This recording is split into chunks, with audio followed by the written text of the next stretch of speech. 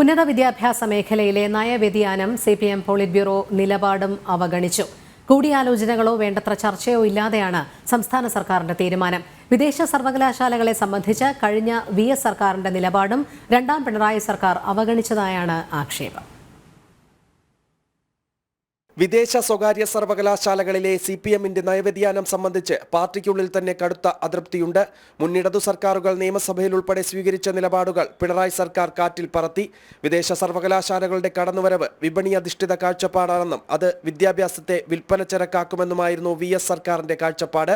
അന്നത്തെ വിദ്യാഭ്യാസ മന്ത്രി MA ബേബി ഇക്കാര്യം നിയമസഭയിൽ തന്നെ വ്യക്തമാക്കിയിട്ടുണ്ട്. പിണറായി വിജയൻ മുഖ്യമന്ത്രിയാകുന്നതുവരെ ഉണ്ടായിരുന്ന ഇതേ കാഴ്ചപ്പാടാണ് ഇപ്പോൾ കൂടിയാലോചനകളും ചർച്ചകളുമില്ലാതെ മാറ്റം വരുത്തി. പോളിറ്റ് ബ്യൂറോ നിലപാടും അവഗണിച്ചാണ് നയം മാറ്റം. ഇടതു വ്യതിയാനത്തിൽ ഉന്നത വിദ്യാഭ്യാസ മന്ത്രി R ബിന്ദുവിന്റെ മറുപടി ഇങ്ങനെയായിരുന്നു.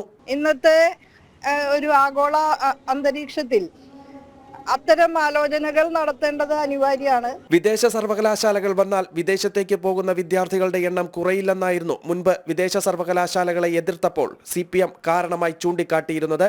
എന്നാൽ വിദ്യാർത്ഥികളെ ഇവിടെ പിടിച്ചു നിർത്താൻ വിദേശ സ്വകാര്യ സർവകലാശാലകൾക്ക് കഴിയുമെന്നാണ് നിലവിലെ ന്യായീകരണം. ജനം, തിരുവനന്തപുരം.